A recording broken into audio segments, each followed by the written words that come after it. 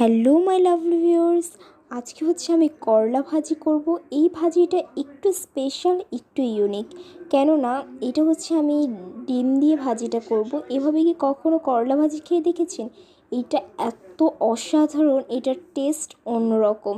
আপনারা চাইলে এভাবে একটু ট্রাই করে দেখতে পারেন।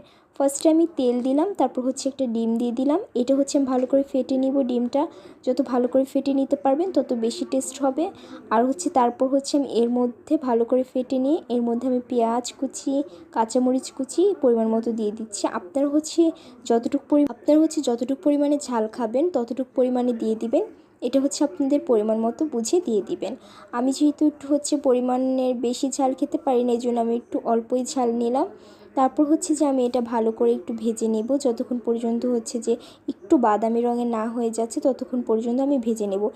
হ্যাঁ, আর এর মধ্যে আমি একটু তেল ইউজ করে নিয়েছি, কারণ আমার কাছে মনে হচ্ছে তেলের পরিমাণটা কম হয়ে গেছে, এই জন্য আমি আর একটু তেল ইউজ করে নিয়েছিলাম। তারপর যে আমি এখন করলাটা দিয়ে দিলাম।